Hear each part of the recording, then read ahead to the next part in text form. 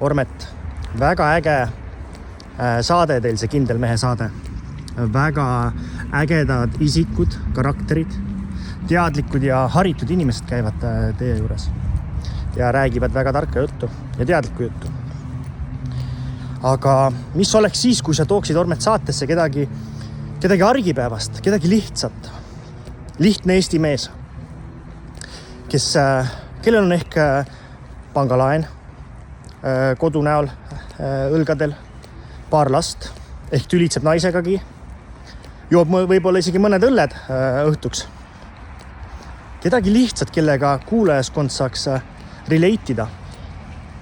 Järgmine külaline, kelle ma saatesse kutsusin, Sander Nisu, on küll lihtne Eesti mees ja esimest korda kaamera ees väljakutsete vastu võtmas. Aga tema igapäevased tööd, ta käib muide 2 tööl, et perele elatist tuua. Ta on autoluksepp ja kiirabi autojuht.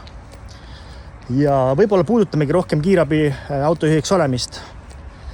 Ja sealt tulenev info on väga šokeeriv, kuid ka väga huvitav ja väärtust pakkuv. Lihtne mees, lihtsate väheste vastustega, väga huvitav saade ka mulle saatejuhina. Aga lõpus küsida siis Sandrit, kes on kindel mees. See on pärl. Aitäh, et olete kuulamas meid jälle ja vaatamas ja loodan, et igaüks saab siit endale midagi põnevat. Mõnusat kuulamist teile.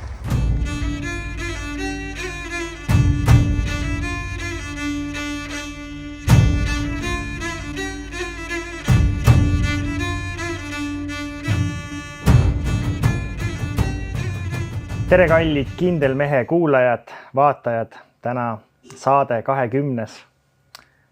Ja 20. saade, väga äge, teine hooaeg.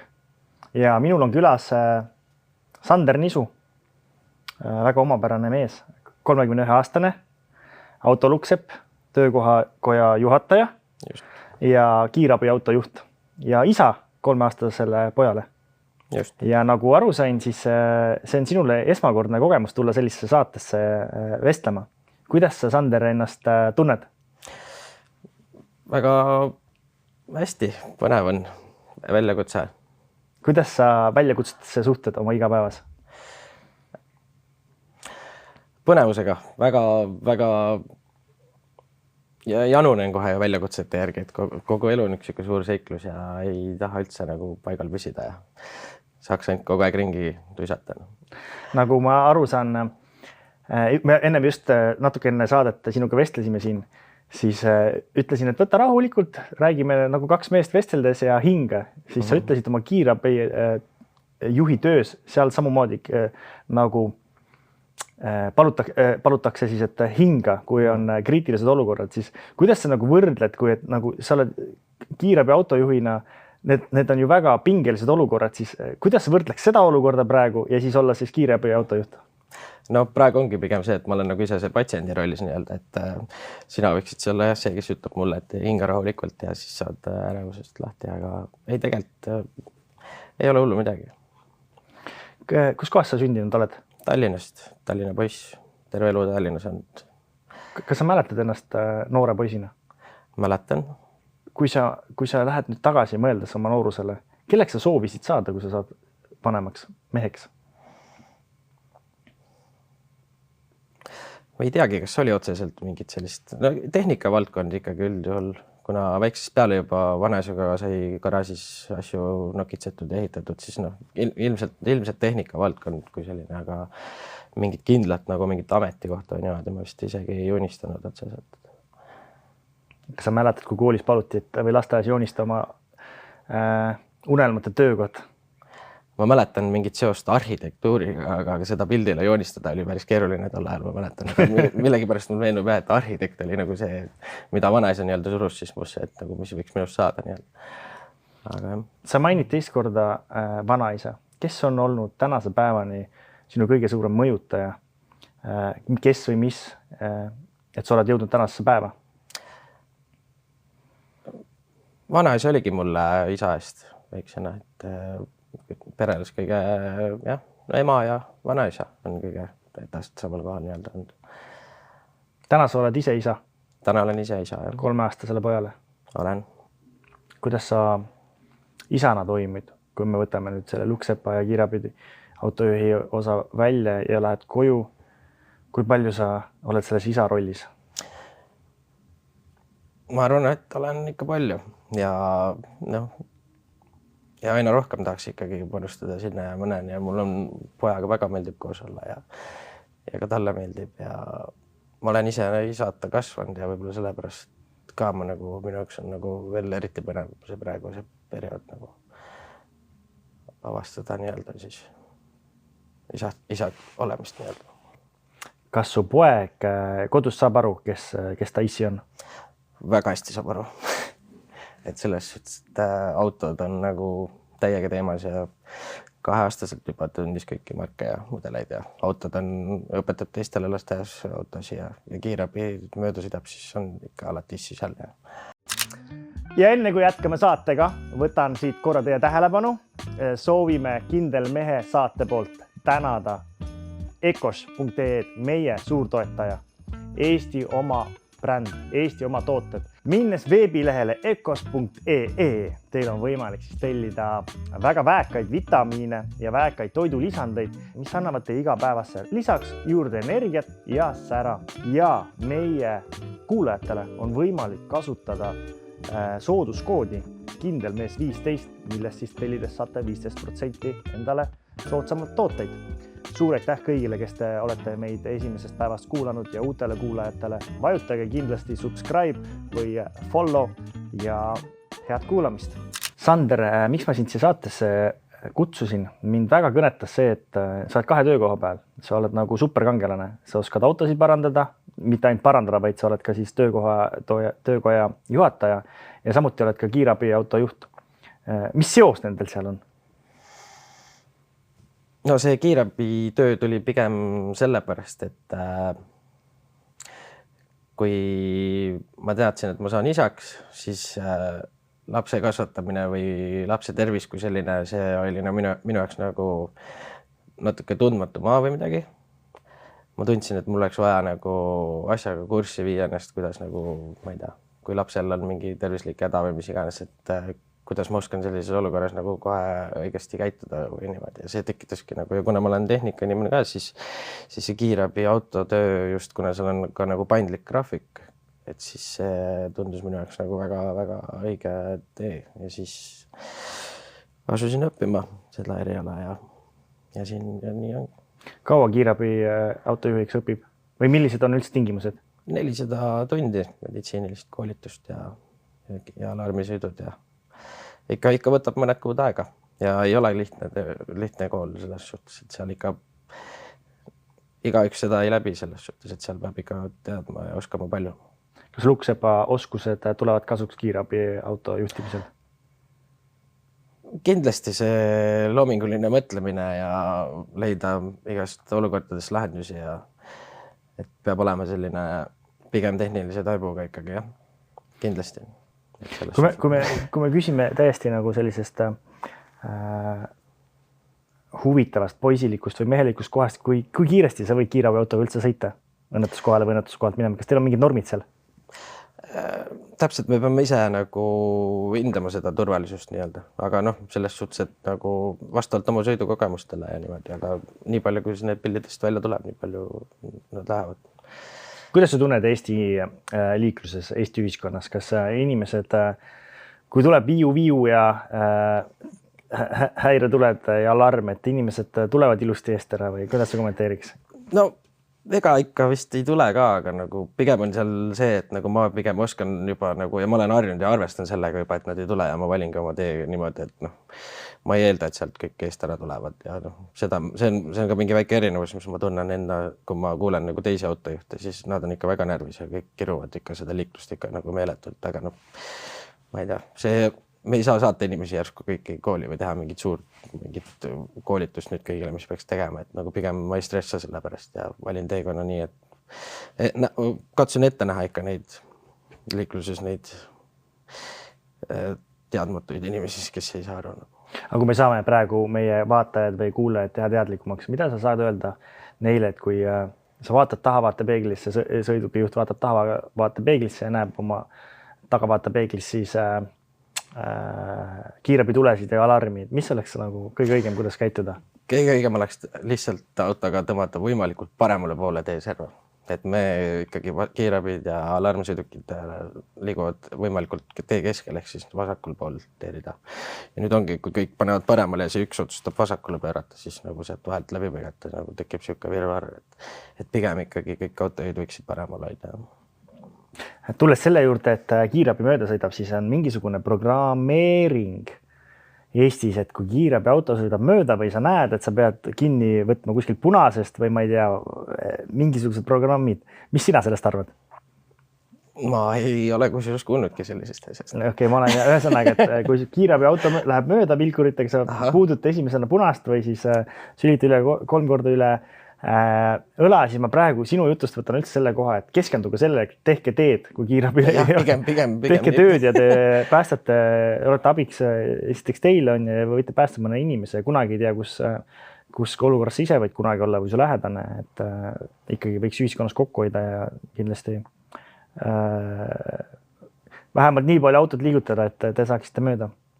Ja see on hea tunne, kui lähed kutsele, kus mõni inimene imestab, et me nii kiiresti kohale tulime ja siis kui ta ütleb, et nüüd ma saan tõesti aru ja ma ei ütle midagi halvasti, kui teinekord näen, et kiirabid kuidagi väga uljalt kiiresti kuskile tormavad.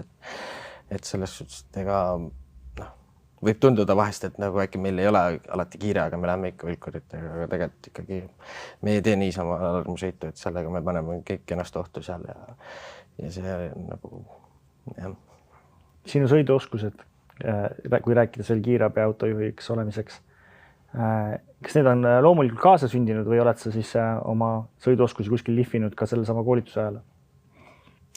Ei, seal koolitusel ma kindlasti juurde midagi õppinud, et ma olen ikka väga varakult olen autoturuuli keeranud juba ja väga varakult ja kaitseväes soomukijuht ja tehnika on jah, kõva roolikeeraja olen olnud siis nii-öelda ammu juba. Mis on kiirabi autojuhiks olemiselt kõige väljakutsuvamad, ütleme, situatsioonid? Kiirabi autojuhi jaoks just.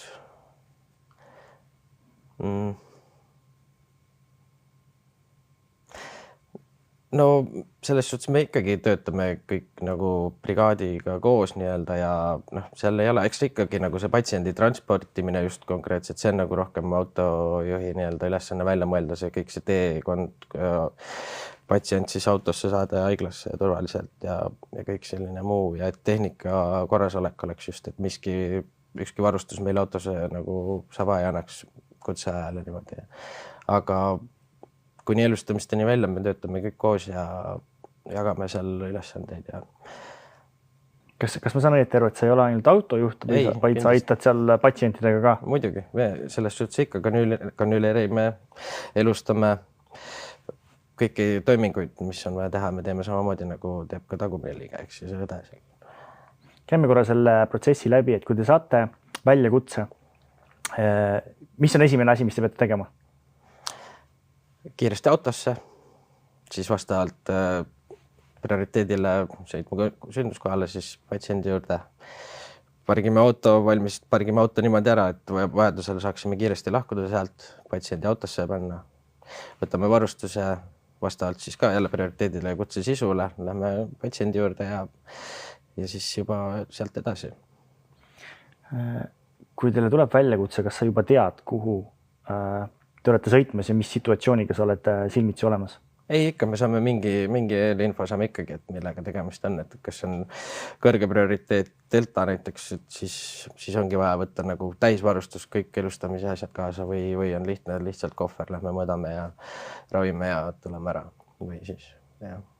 Aga muidugi kõik võib koha peale eskaleeruda kiiresti, et nagu sisetunne mängib ka hästi palju rolli meil seal nagu, et kui me aimame, et ikkagi see prioriteet võiks olla kõrgem või midagi, siis ka selliseid olukordi on palju, jah. Ma ise olen sellises kohas, kus ma ei saa vaadata telekast verd või õudusfilme väga või kui süstlad pannakse kuhugi veeni, siis ma alati olen tundnud, et mulle ei meeldi seda tavaolukorras vaadata, aga ma aktiveerun kaoses.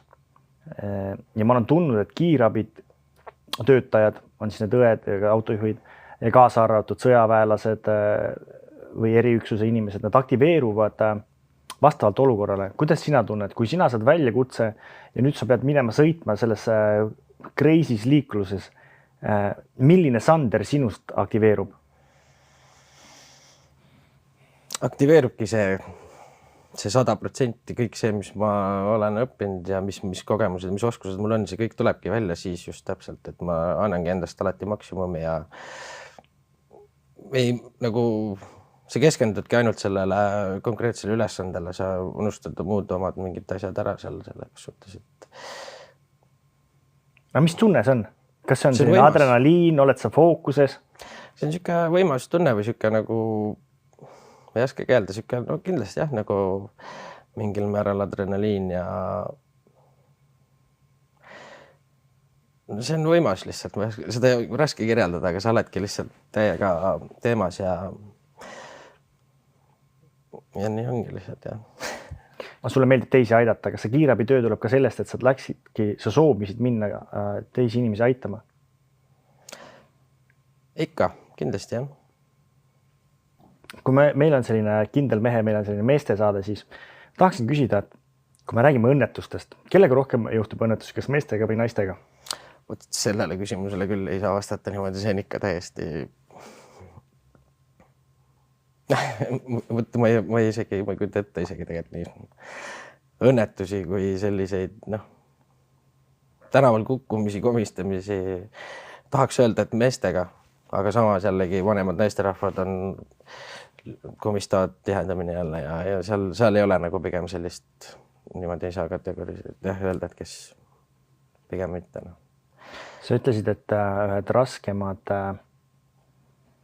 kogemused ja situatsioonid on olnud noorematega ja nooremate elustamistega, just lastega. Mis tunne sul on päästa lapsi või elustada lapsi samal ajal teades, sul on omal kodus 3-aastane poeg? See on raske, aga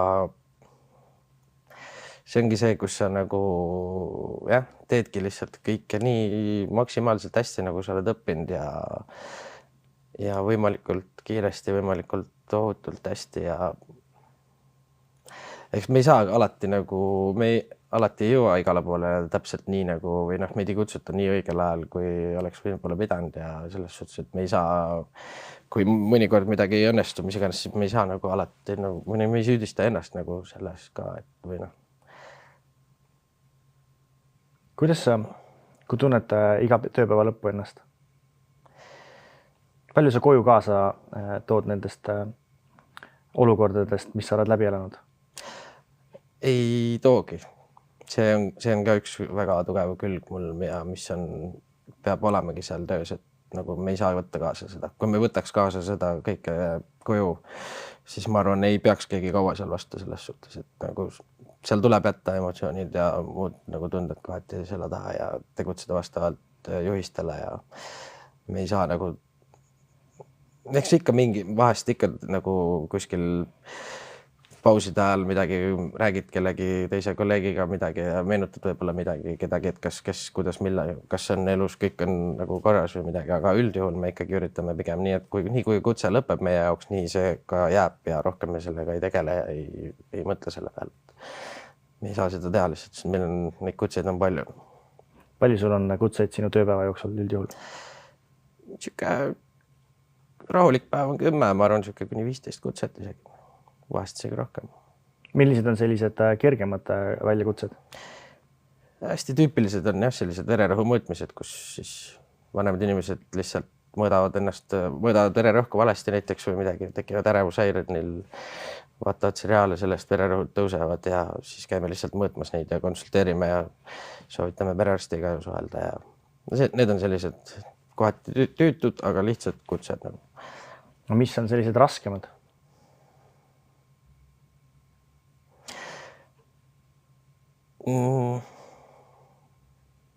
No kõik ei saa rääkida, aga eks ikka õnnetused pigem ja nooremad inimesed, kus on vaja neid elustada ja sellised nagu mis ei ole nagu loomuliku teed läinud nii-öelda nagu olukorrad võib-olla sellised. Need on jah, noored inimesed, kui nendega on midagi nagu traagilist juhtunud, siis seal on nagu jah, kus siis annad endast ikka maksimumi, ikka teed kõik endast oleneva, et inimest päästa. Kui palju sa enda töös satud kohta surmaga? Ikka satun. Ei saa öelda, et iga kord satun kokku surmaga, aga ikka palju. Ja ka sellest sa suudad tulla niimoodi maha, et sa ei võta seda murekoormet või seda kogemust koju kaasa? Ikka. Ja see, jah. See ongi see koht, kus tunned ennast tugevalt ja nii peabki olema lihtsalt selles suhtes, et muidu kindlasti ei teeks seda tööd, et võid mõelda küll, et õpid nüüd autojuhiks ja lähed ja teed ja kõik, aga kui sa ikka esimesel elustamisel ise murdud või midagi, et siis nagu suht halb nagu maha visatud aeg ja kõik ja ega su brigaad ju kõik ju kannatab sel all, kui sa ei ole valmis nagu tegema seda tööd ja kõik peab olema ikkagi nagu 100% nagu süsteemiga töötama. Nagu ma aru saan, siis autosõidu oskus on seal ainult üks osa, et kõige rohkem on ikkagi see emotsionaalne pool ja käelised tegevused, oskused ikkagi. Et seal inimest elustada, siis see on füüsiliselt ka raske tegelikult, sest et ega keegi ei taha ju lõpetada ja kui ei õnnestu kohe, aga mul õnneks ei ole neid kurbi kogemusi väga palju olnud, nii et selles suhtes või üldse ei ole, et kõik on minu käe all nagu õnnelikult läinud. Kas teil on kellegiga rääkida? Kui te tunnete on ikka kindlasti, et on olemas inimesed, aga pigem on ikkagi meie omaenda brigaadi siseselt oleme ikka pigem üksteisele ise rohkem toeks, et kui kellelgi ongi mingi halb kutse olnud või midagi ja tahab kellegagi rääkida, siis ma olen alati pigem pakun hea meelega ennast välja ja näen ise, kui ma näen, et keegi on nagu kuidagi liimist lahti või midagi, siis ma lähen ikka ise küsin ja räägin ja lohutan ja olen toeks. Enne kui me tuttavaks saime, me tegelikult rääkisime ka veel mingitest, sa jagasid mulle mingisugust situatsioone, ma ei tea, kui palju sa võid täna sellest saatest rääkida. Aga sa rääkisid, et lastest, kes vanemad, kelles on läinud lahku ja lapsed on vahepeal ühe vanema juures ja teise vanema juures, siis sinu töös on ette tulnud ka situatsioone, kus oma vanemad seksuaalkuritarvitavad oma lapsi. No see vist ongi, ma arvan, kõige rängem teema üldse, millega kokku puutuda seal valdkonnas, aga me ei saagi sinna midagi teha selles suhtes, et nagu inimesi on väga-väga julmusi ja ma ainuüksi sellest rääkida või üldse enda pähe võtta sellist olukorda, et sul on laps, te olete vanematena lahku läinud ja kui te vahetate lapse voorusi, siis üks lapsevanem kasutab oma last seksuaalselt ära. See on minu mõistusele täiesti vastuvõetamata. See ongi jah, absurd täielikult. Kas te saate sellistest olukordadest politseile teavitada? Ei, kindlasti igal juhul sellega tegelebki kohalik omavalitsus edasi, aga meie teema seal ka lõpeb selles suhtes, et nagu me ei saagi midagi seal teha rohkem. Et see on lihtsalt üleüldiselt selliseid asju juhtub igal pool ja paraku nagu lihtsalt me näeme seda ja tõestame endale, et on olemas selliseid julmusi inimesi ja kahjuks nii on. Millised on veel võib-olla sellised rasked olukorrad, mis sul praegu meenuvad?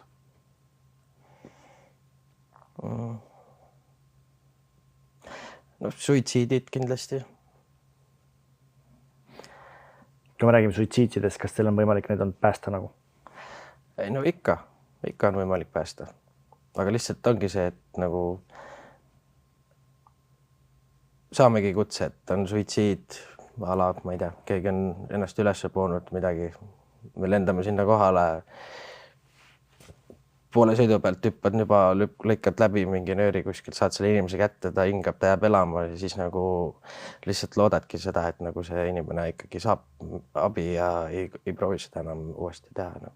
Ühesõnaga, ma saan aru, et kui keegi on ennast tahtnud üles puua. On lihtsalt juhusid, kus me jõuame nagu inimese äragi päästa selles suhtes, kas siis nagu nöörist ära nööri läbi lõigata, ta veel ripub, te ise näete seda rippumas? No ikka jah, nipukad kaelas ja igasuguseid asju. Ebareaalne.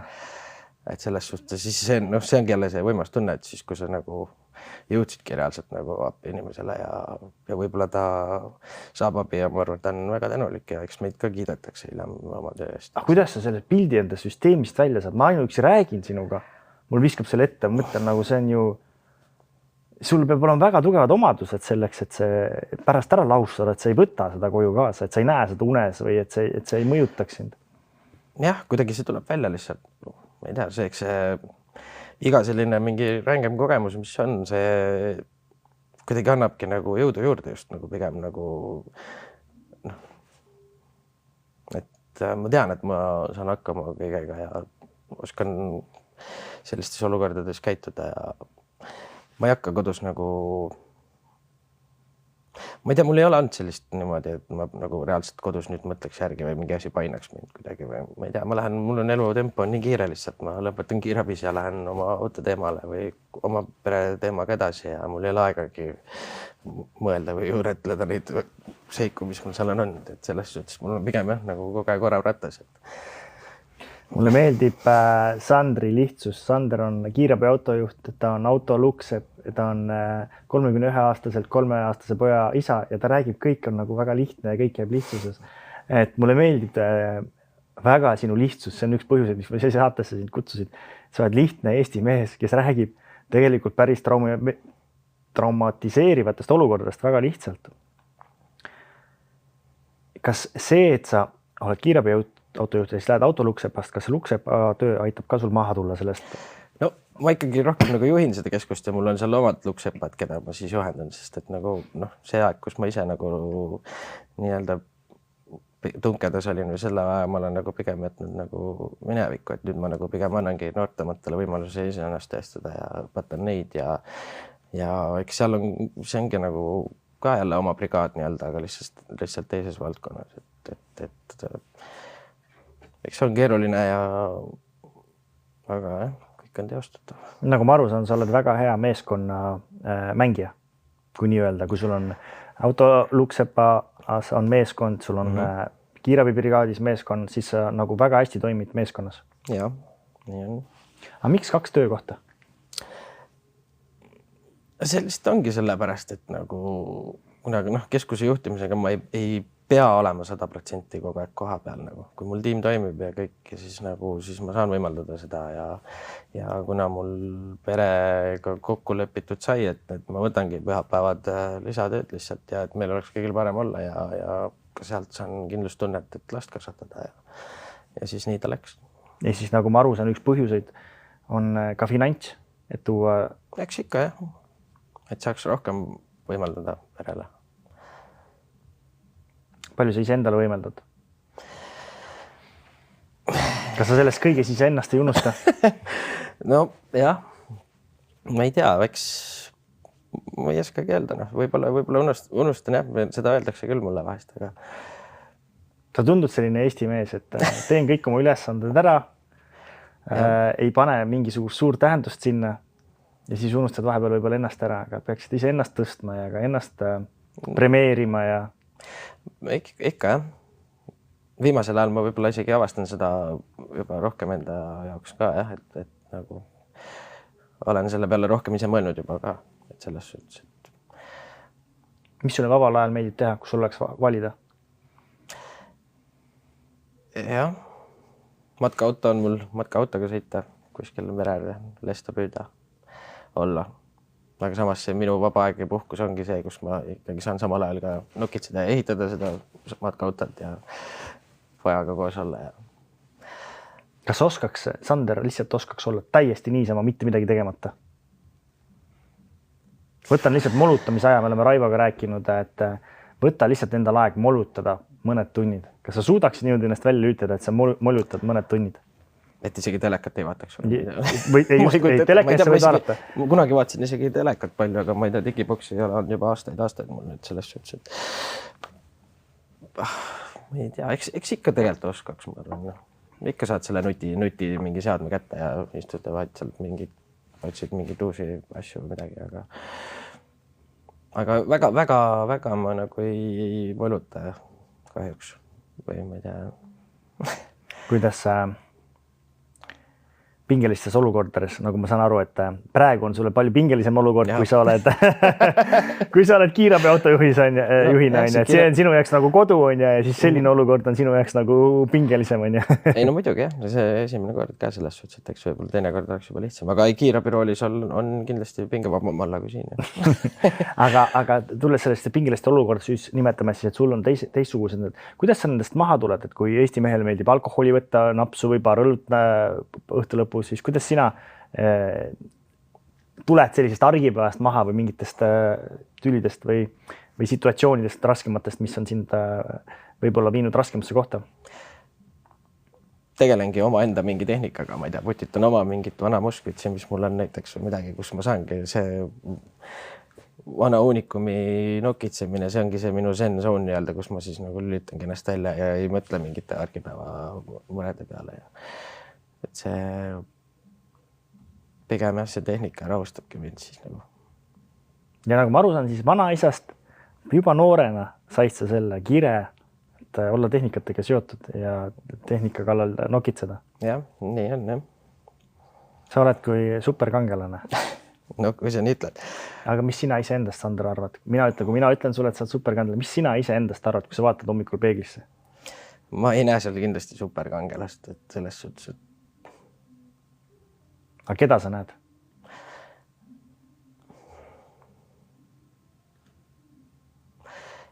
Ma ei tea, jah, kas lihtne mees või ma ei tea, kui lihtne mees võib-olla ei ole, aga kirjelda ennast paari sõnaga. Sa teed kõik nii lihtsaks, mis on minu arust mega siiras nagu. Ise päästad elusid, oled inimestel abiks autode parandamisega. Ma ise olen öelnud näiteks, et sa oled õnnesepp, kui sul on olemas raamatupidaja, sul on väga hea arst ja väga hea autoremondimees, ehk siis ettevõtluses raamatupidamine, arst sinu tervisega ja et su auto toimiks, et need on minu arust väga tähtsad kohad, kus inimesed võiks südamega oma ala võtta ja nagu sulle teenust pakkuda. Ja sa nimetad ennast väga lihtsalt ja räägid nendest asjadest kui väga lihtsatest asjadest, aga mis ongi sinu suurim võlu, miks ma sind siia kutsusin, mulle meeldib see autentne lihtsus, mis sinust tuleb, selline siiras mees, aga kui me räägime täna, sa oled 31, kus sa näeksid ennast 5 aasta pärast? Mis siit edasi? Ma arvan, et ma ikkagi pürgin sinnapoole jah, et kõik asjad ma tahan ise teha, kõik kodud asjad ma ehitan ise, ettevõtted, värgid, kõik, et ma tahaks nagu pigem sellest nagu tegeja rollist nii-öelda nagu siis pigem ollagi rohkem see juhendaja nii-öelda, et kui see autokeskusse juhatamine ka seal raskemad mingid tööd ülesanded, mis ma nagu ei saada ühtegi klienti minema nii-öelda. Ükskõik, mis murega keegi tuleb, siis ma võtan igal juhul alati selle töö vastu ja teen selle ära. Mul ei meeldi nagu kellelegi ära öelda ja siis nagu, aga nagu samas teha ise neid asju kogu aeg, siis nagu see on võib-olla see koht, mida ma tahaks muuta, et ma tahaks ikkagi oma meeskonda teha veel võimekamaks ja et nad suudaksid ise neid asju kõiki teha. Et ma nagu võtan liiga palju enda kaela just pigem. Et pigem midagi. Võtad vastutust liiga palju enda peale, mida saaks tegelikult jagada. Mida peaks tegelikult jagama, jah. Mida sa pead täna, olles 31, enda kõige suuremateks õnnestumisteks?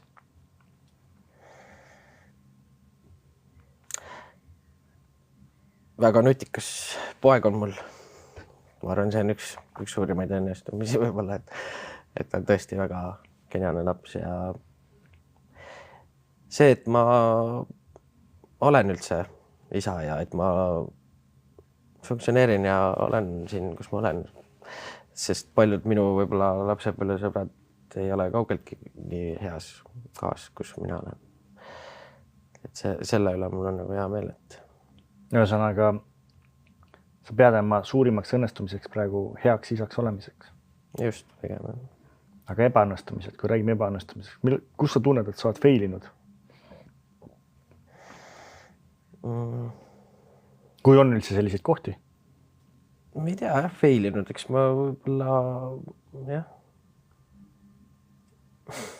Ma ei või kus kohas, kui sa tunned, et sa tahaksid iseennast rohkem arendada äkki? Juurde midagi õppida, paremaks saada?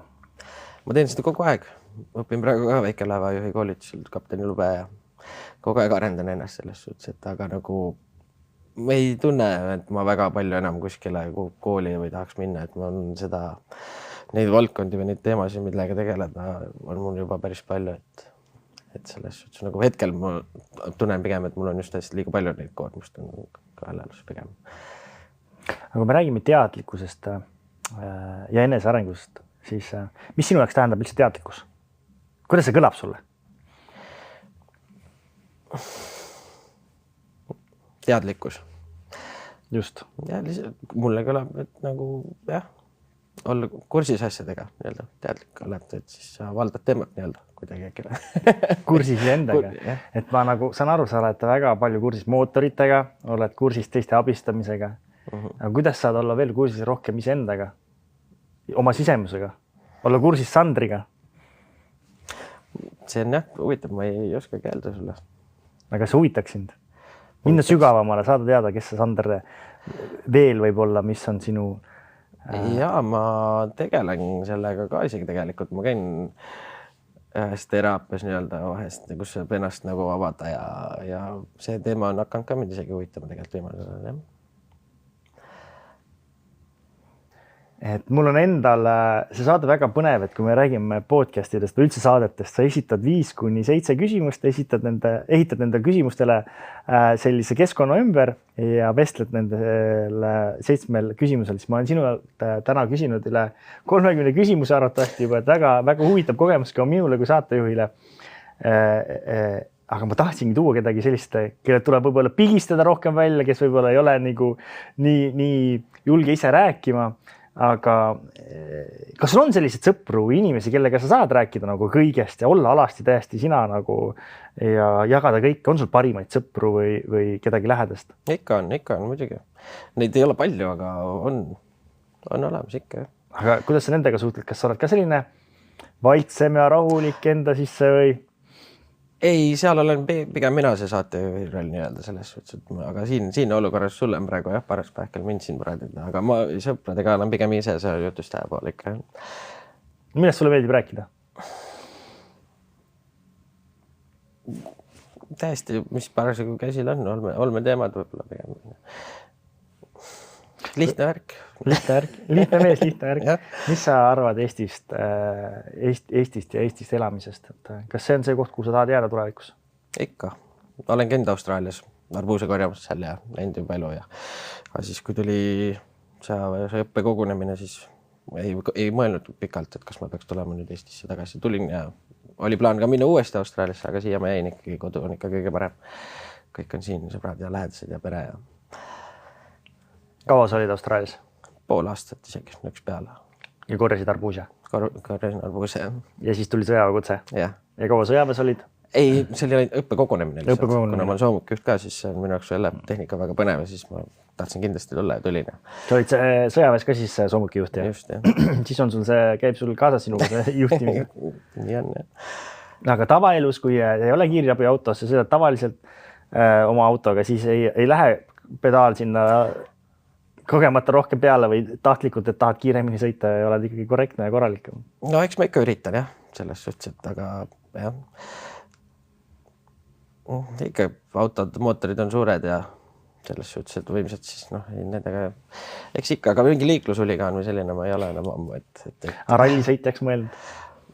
See on nii suur väljaminek jälle, ma tean, et kui midagi ette võtan, siis ma tahan seda nii maksimumiga teha, aga siis ma tean, et seal tulevad igasugused raskused ja kuna ma ei ole selline küsija ka ja nii-öelda otsija neid sponsoreid endale või midagi, et siis ma arvan, ma ei ole seda teed veel võtnud, aga mine tea, võib-olla poisiga kunagi.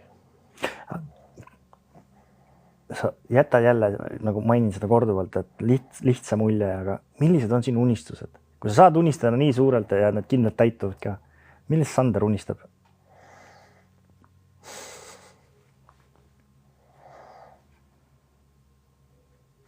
Ma ei teagi, ma ei oska öelda. oma lennukiga lennata poisiga koos kuskil pilve peal. Jälle sõita millegagi on ju. Jälle sõita midagi. Kunagi veel selle suure kruiisilaevaga sõita on ju. Noh, jahiga ümber maailma tiiru teha, seda juba hiljem, jah. Praegu ma veel tunnen, et ma võiksin veel piloodiks ka veel õppida. Aga kas see on üks challenge'id? Ei, ma ei võta seda lihtsalt. Jääd pigem maa peale, jah? Ikka pigem muidugi. Väikelaeva juhiload teed siis ära, nagu ma aru saan praegu, jah? Jah. Siis me anname sulle ja su pojale väikelaeva. Kuhu sa seilaksid ju kaua? Annad laeva, aga kaua aega on.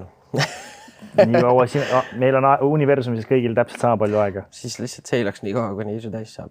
Aga on sul mingisuguseid kohti, kuhu sa sooviksid reisida, mida sa sooviksid näha või oma pojale näidata?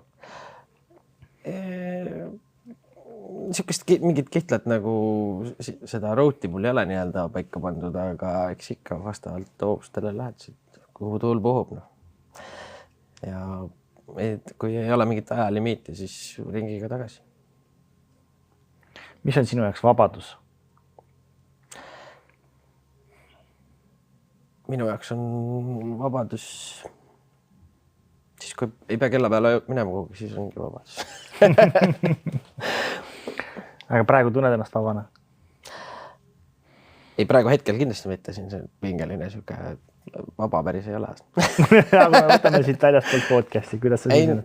No jah, ei tunne vabalt. Ma olen jälle nii palju koormust ootab, tööd ootab, mis ma tahan inimestele head teha ja lubasin ja siis tegelen nende asjadega. Aga kui mingid need tehtud saavad, siis ma iga kord luban endale, et ma rohkem ei võta neid projekte endale kaela praegu. Tahad, ma ennustan sulle tulevikku. Tahad teada, mis sa teed homme, mis sa teed tulevikus, vaata, mis sa teed täna. Sander, kui sa täna kohe ei otsi omale päeva, kus lihtsalt molutada, kus lihtsalt puhata ja olla, siis tulevikus sa seda ka ei tee. Et, ma soovitan sulle kindlasti leia endale aega iseenda jaoks. Kui sa tegeled selliste superkangelaste tegudega, et päästad inimesi, aitad need autod korda teha, ei ole siin inimestel üldse olemas, siis kõige tähtsam, et ole iseendal olemas. Sest mida rohkem sa oled iseendal olemas, seda rohkem on siin teistele ka. Et leia kindlasti see koht, et hoida iseennast, hoolitseda iseendast ja võtta seda vaba aega, kus sa tunned, et ma olen vaba. Ja kus on seda, et aega ei ole olemas. Ma olen täielikus vabaduses ja iseenda ajas. Nõus. Millega sa veel nõus oled? Ma olen nõus sellega, kõik, kes ütlevad mulle, et Sander, puhka. Ma olen nõus. Aga tavaline lihtne Eesti mees, ma olen kõigega nõus, mis mulle öeldi, et teen kõik ära, mis mulle öeldakse. Midagi peab olema seal sellise karakteri all, seal, mis kulbitseb veel midagi rohkemat. Mis on see, mis tahaks Sandrist välja nagu õitseda, välja tulla kirega peale kõikide nende asjade veel, mis sa oled meile täna saatesse toonud? Jah, võib-olla keegi lähedale oskaks mulle öelda seda, aga ise küll ei tule kuidagi midagi rohkem. See on see koht, mis on praegu ütlesid, et keegi lähedane teab sind paremini kui sina ise. Kindlasti. See on see koht, kus me rääkisime enese arengust ja teadlikkusest, et sa saaksid veel rohkem ühendust iseendaga, veel rohkem teada enda kohta ja selles kohas, kus sina saad ise öelda, kui järgmine kord keegi küsib, et mis on see, mis paneb Sandril silmad särama, veel kulbitsema ja mis on tema unistused, et sa tead seda, sest et sa oled saanud oma sisemise Sandriga ühendust ja sa tead, mis on sinu unistused. Sa tead, mis on sinu ees suured eesmärgid. Sest täna sa oled heas mõttes maailma päästja. Sa oled ikkagi kangelane. Lihtne mees, kes peab oma tegusi lihtsateks, aga tegelikult millel on väga suur väärtust ühiskonnas. Kui sa magama lähed, kas sa tunned, et sa lood väärtust? Või sa tunned, et sa lihtsalt teed ülesandeid? Ei, ma ikka tunnen, et loon väärtust. Ikka tunnen isegi, jah. Sander, kes sinu jaoks on kindel mees?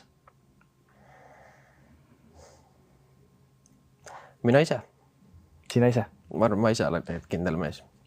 minuga saab arvestada ja ma teen oma ülesanded ära ja ei pea pettuma minus, ma arvan. Väga-väga huvitav ja äge saade. Ma kutsusin saatesse sellise lihtsa, mitmel töökohal käiva mehe, inimese, kes on kiirabi autojuht, päästab inimelusid, on õigel ajal õiges kohas. Inimene, kes näeb oma igapäevas väga erinevaid situatsiooni ja olukordi. Ka mul oli väga huvitav saade, kus ma pidin nii palju küsimusi küsima, kuna Sander on selline võib-olla rohkem kinnine, selline Eesti mees nagu ta on, aga see oli ka mulle väga äge kogemus. Aga mis mulle kõige rohkem meelde jäi, oli praegu siis seesama küsimus Sandrilt, kes on kindel mees, ja Sander vastas, et tema ongi Eesti mees, Sander Nisu, kes on kindel mees, kes teeb kõik ära, kõik õigel ajal, kõik õigeks ajaks ja on alati olemas. Sander, tänan sind siiralt, et sa tulid siia saatesse. Mul oli väga huvitav sinuga rääkida. Täiega loodan, et sinu töös, sinu eesmärkides saab kõik täidetud ja saab olema kerguses. Ja kõigile teile, kes kuulasite, järgmine kord, kui näete kiirabiautot, palun tehke teed, laske läbi. Kunagi ei tea, kui seal Sandergi võib seal juhi roolis olla. Ja kui teile meeldis see saade, siis subscribe ja võite jagada seda teistele inimestele, kes ka loovad väärtust. Ja tänaseks on kõik. Suur aitäh teile ja järgmise korrani. Tšau. Suur aitäh sulle. Our hero claims a warrior's heart. I tell you, the dragon born